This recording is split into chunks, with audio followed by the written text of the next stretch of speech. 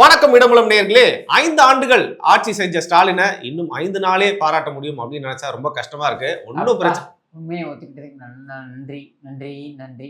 மே 4 இன்னும் 5 நாட்களே பாராட்ட முடியும் அப்படின்றது நீங்களே ஒத்துக்கிட்டீங்க. இந்த 5 நாட்களோட நிறுத்திக்கோங்க, மக்கள் பாவம்.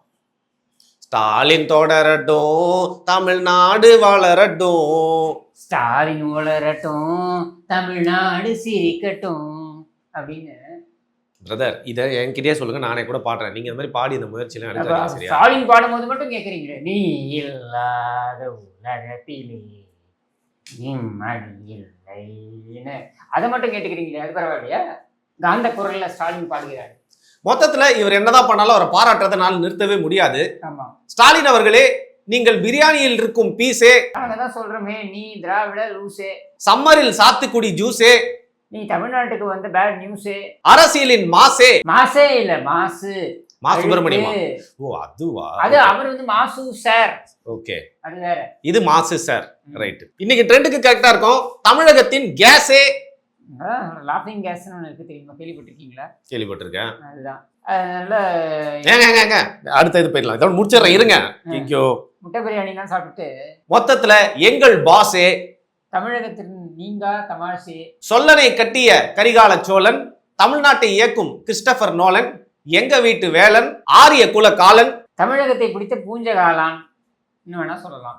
இவர் நீங்க என்ன வேணா சொல்லலாம்னு வந்து பாத்தீங்கன்னா, இன்னைக்கு வந்து ஸ்டாலின் அவர்கள் பிரச்சாரத்துக்கு போகவே தேவையில்ல. தலைவரை நீங்க வராதீங்க, நாங்களே குழந்தைய தூக்கி. ஆமா, நீங்க வந்தீங்கனாலே ஏதாவது ஒண்ணு சொதப்பிடுறீங்க. ஒண்ணு அந்த பாவம் வந்து ஒரு பெண்மணி வந்து பேசணும் காலையில அப்படியே தள்ளி விடுறீங்க. அப்புறம் ஒரு குழந்தைய தூக்கிட்டு ஒருத்தர் வராரு, பாவம் அது குழந்தைய காட்டணும்னு நினைக்கிறாரு பாருங்க, முதலமைச்சர்னு காட்டணும்னு வராரு.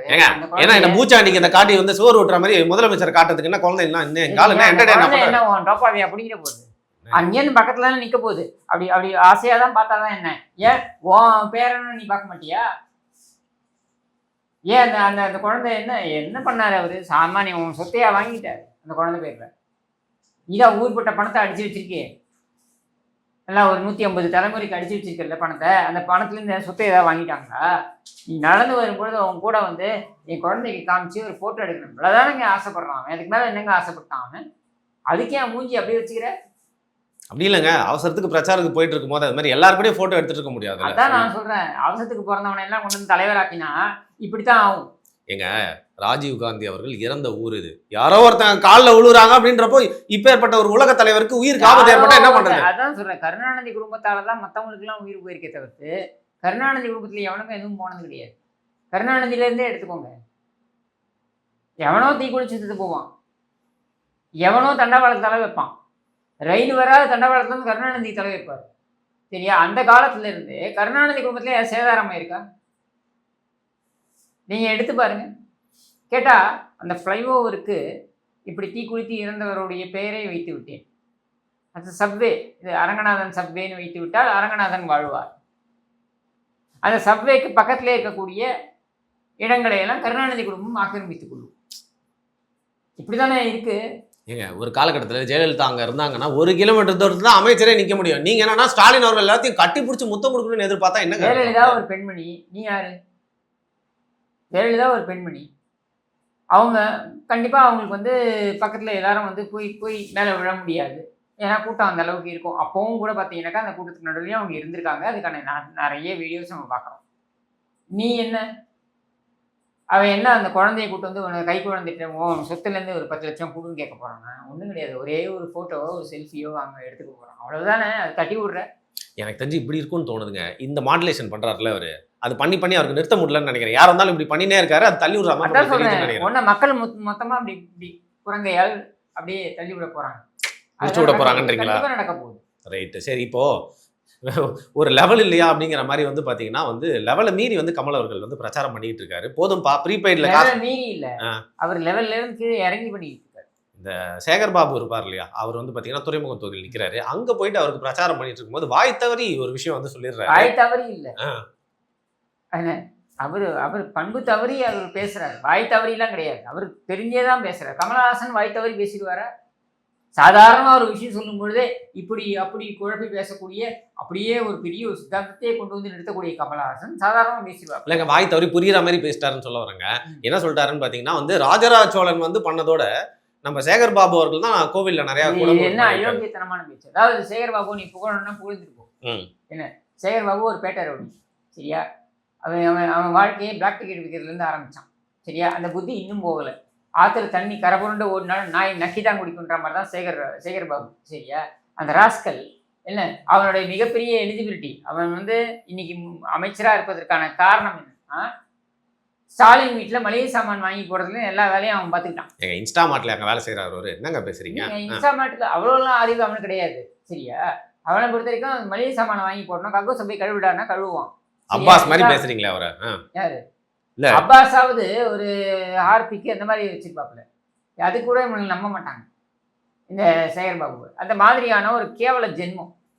செக்யூரிட்டிங்க, அங்கே செக்யூரிட்டிக்கு தனியாக ஒரு சின்ன ஒரு ஸ்பேஸ் கட்டி வச்சிருக்காங்க. ஓகே. இங்கே ஸ்டாலின் ஆமா ஷீட்டு போட்டு வச்சிருப்பாங்க. செக்யூரிட்டிக்கு தனியாக இது பண்ணி அங்கே இவன் உட்காந்துருக்கான்.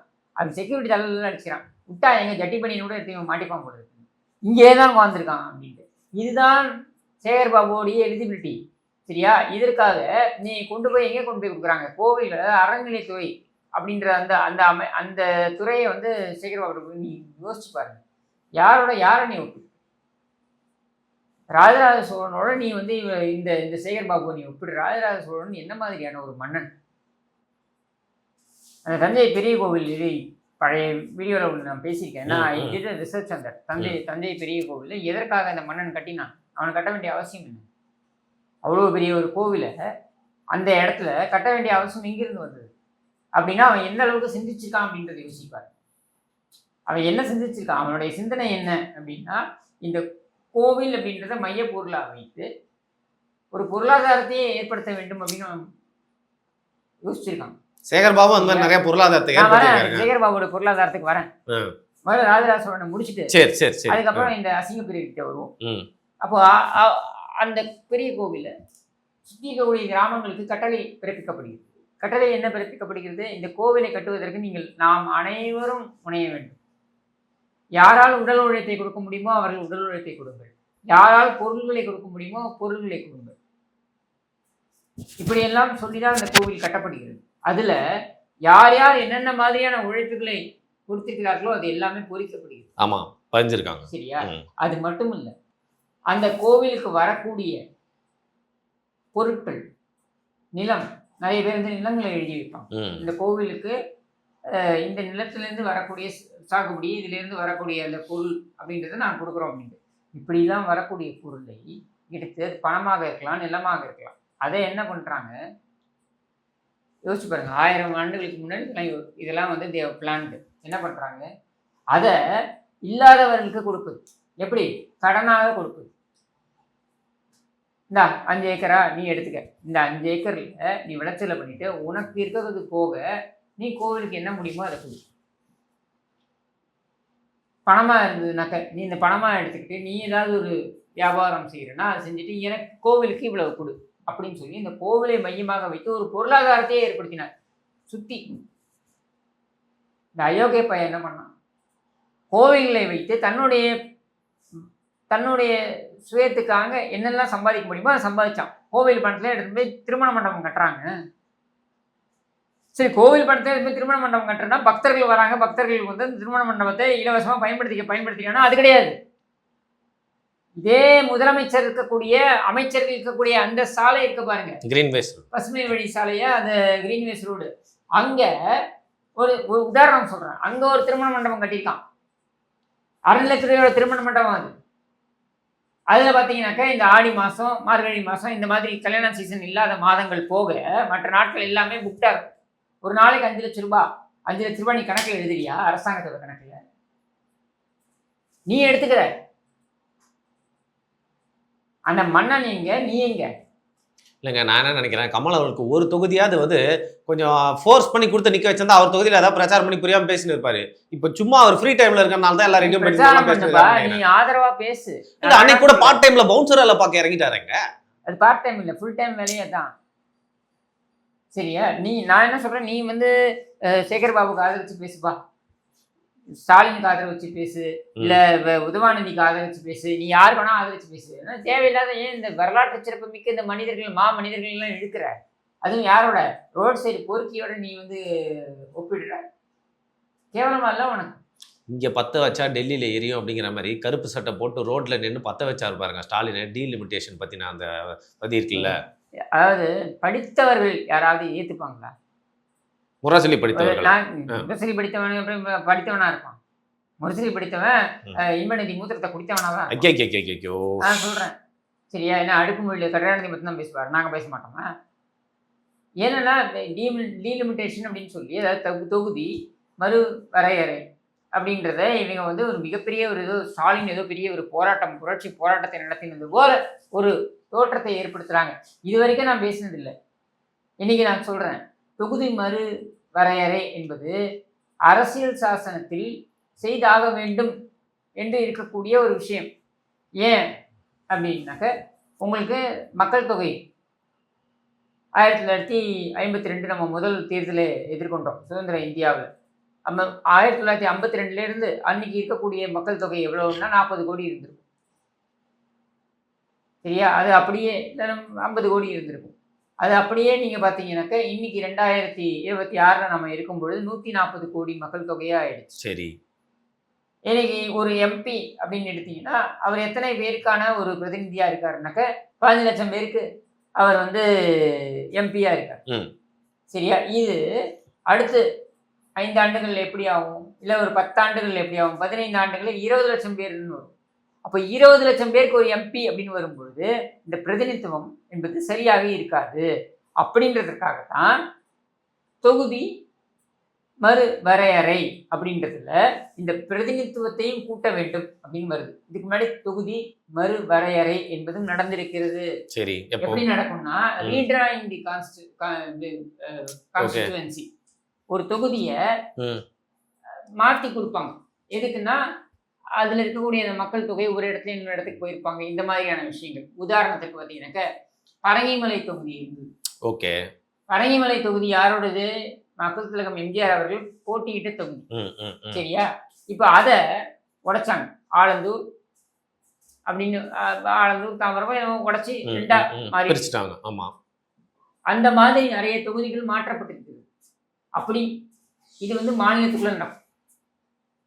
அப்போ நாடாளுமன்றம் அப்படின்னு வரும்பொழுது அது வேற மாதிரி கொண்டு போறாங்க. இது தேவை, செஞ்சே ஆகணும். இல்லைங்க, சாரி, ஸ்டாலினுக்கு பிடிச்சிருக்கோ மற்றவங்களுக்கு பிடிச்சிருக்கோ இது செஞ்சே ஆகணும். ஆனா இங்க என்ன கேள்வினா, இதுல தமிழகத்தின் உரிமையை நிலைநாட்டி விட்டேன் இல்ல குறுக்கிடுறதுக்கு மன்னிக்கணும். நீங்க இவ்வளவு விளக்கி சொல்றீங்க, இவ்வளவு ஃபேக்ட்ஸ் இருக்கிறதுல ஸ்டேட்டா எல்லாம் சொல்றீங்க. நான் என்ன சொல்றேன்னா, இன்னைக்கு ஒரே ப்ளோவா ஸ்டாலின் இதை கையில் எடுத்து அரசியல் பண்ணி வெகுஜன மக்கள் கிட்ட கொண்டு போயிட்டு தமிழ்நாட்டின் உரிமையை வந்து பாத்தீங்கன்னா டெல்லி பறிக்கிறாங்க. அதுக்கு எடப்பாடி பழனிசாமி துணை போறாருன்னு சொல்லிட்டாரு. அது மக்கள் கிட்ட எடுபட்டு போயிருதேங்க. மக்கள்கிட்ட எடுபடுதுன்றதெல்லாம் விட்டுருங்க, அது தேர்தல் தெரிய வரும். நான் கேட்கறது என்னன்னா, தேர்தலில் நீங்க என்னன்னாலும் பேசிக்கலாம். பட் நீ ஒரு விஷயத்தை கொண்டு போய் சொல்றேன்னா உண்மைத்தன்மை இருக்கணும்ல.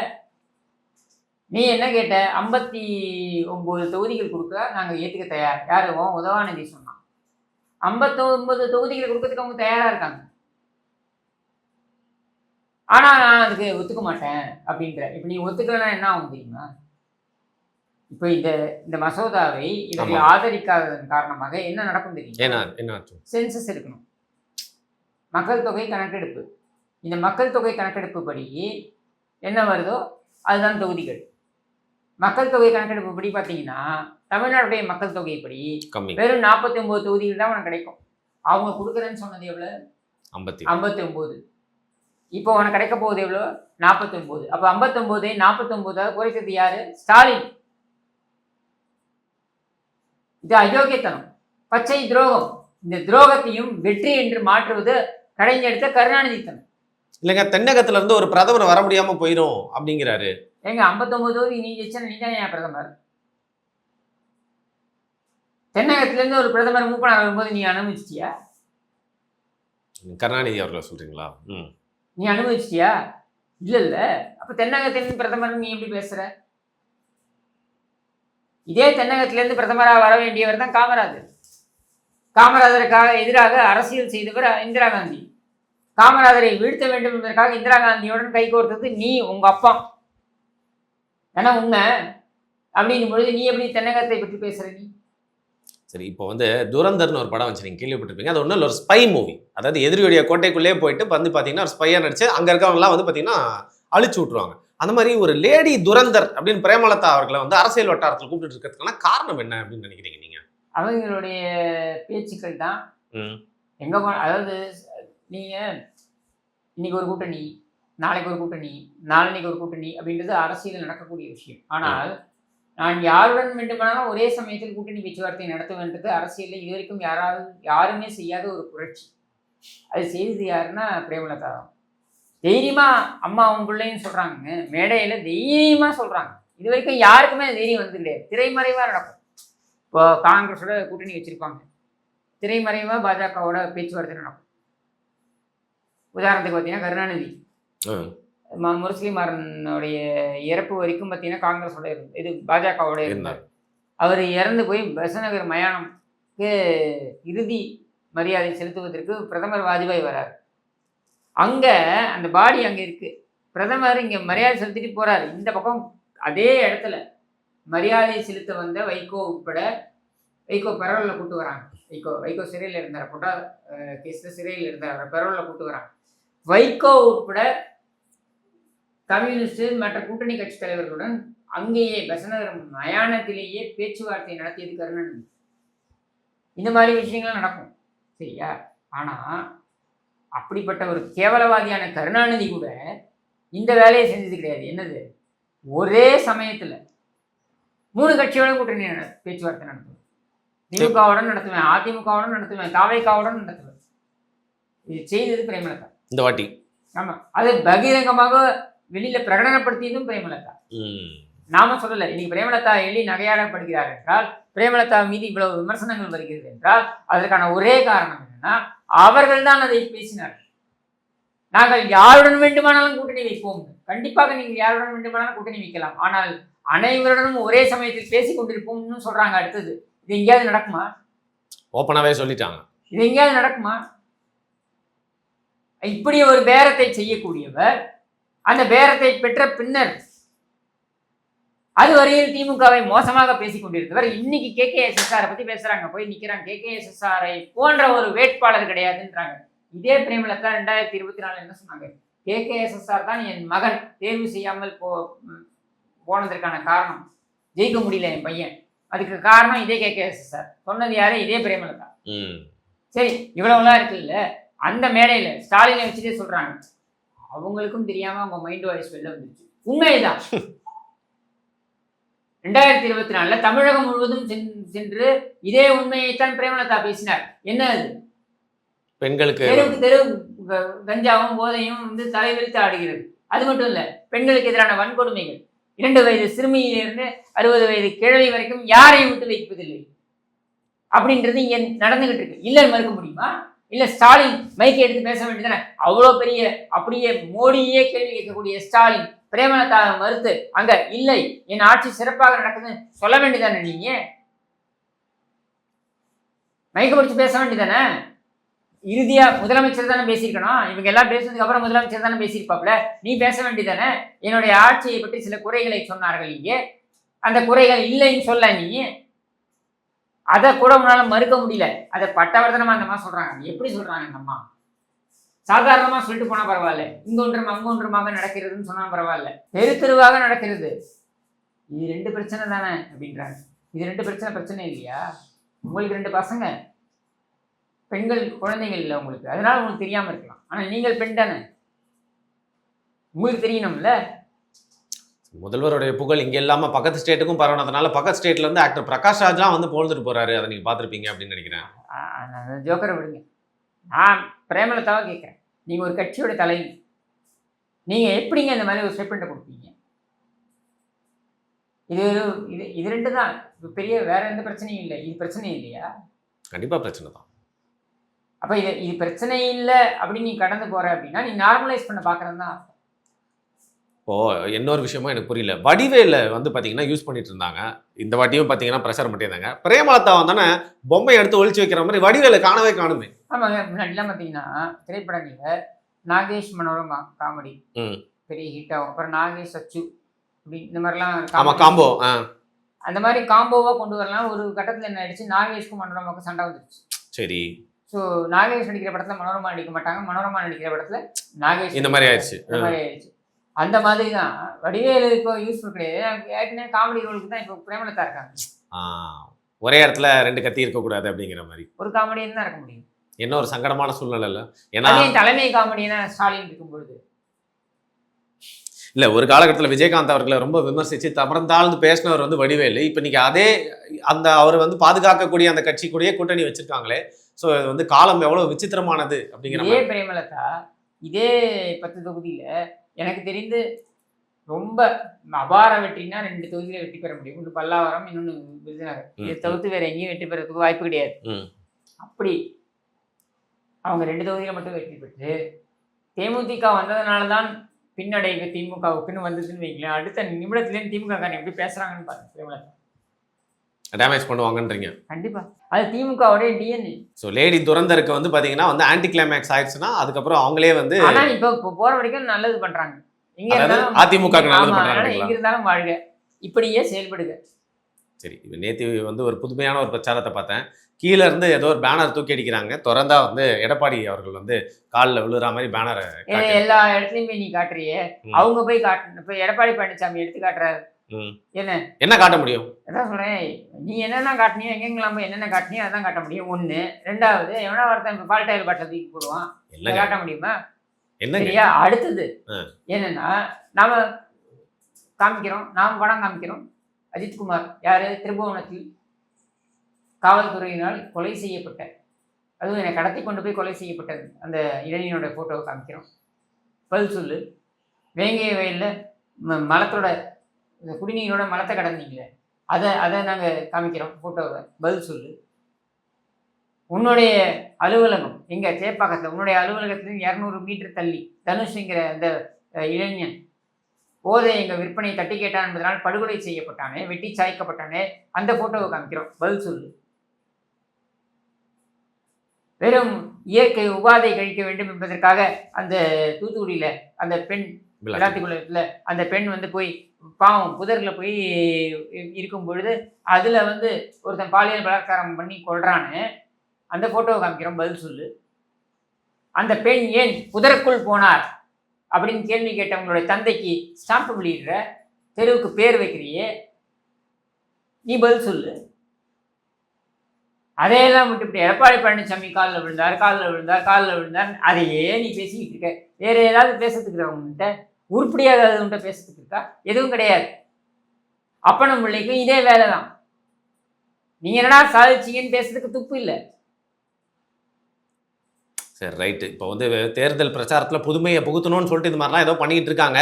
இருந்தாலும் ஏதோ 5 நாள் தான். புதுமையை புகுத்தலைங்க, இவங்க அசிங்கத்தை புகுத்துறாங்க. இது திமுக இன்னைக்கு இல்லை, காமராஜர் காலத்திலேருந்து செய்த வேலை தான் இது. காமராஜருடைய வாடகை வீட்டை பெருசாக ஃப்ரண்ட் பேஜில் போட்டு பாருங்கள், மாளிகையில் தங்குகின்ற காமராஜர் இதில் உல்லாசமாக இருக்கிறார். அது மட்டும் இல்லை, அந்த தெருவிலே இருக்கக்கூடிய அந்த ஒரு பெண்மணி, அந்த பெண்மணி நடிகை, அவங்களோட தொடர்பில் இருக்காங்க. இது கூட இப்படி மேலே போய் இவங்க காமராஜர் சொல்றார், நாங்கள் எந்த அளவுக்கு நாங்கள் மக்களுக்கு செய்திருக்கிறோம் என்றால், நன்மையை செய்திருக்கிறோம் என்றால், மக்களுக்கு நன்மைகளை நாங்கள் செய்திருக்கிறோம் என்றால், நான் படுத்துக்கொண்டே ஜெயிப்பேன் அப்படின்னு சொல்றாரு. கருணாநிதி பதில் என்ன தெரியுமா? யார் கூட? உங்களை மாதிரியே பேசியிருக்காரு அந்த காலகட்டத்தில். கருணாநிதி மாதிரி நான் பேசியிருக்கேன், என்ன மாதிரி கருணாநிதி பேசல. கருணாநிதி கிட்ட இருந்து இன்ஸ்பிரேஷன். சரி, இதுக்கு மேலே கருணாநிதி அவர்கள் மாதிரி தொடர்ந்து கிஷோர் அவர்கள் பேசக்கூடாதுன்னா எனக்கு வேற வழி தெரியல. இந்த இன்டர்வியூ முடிக்கிறதா. மிக்க நன்றி.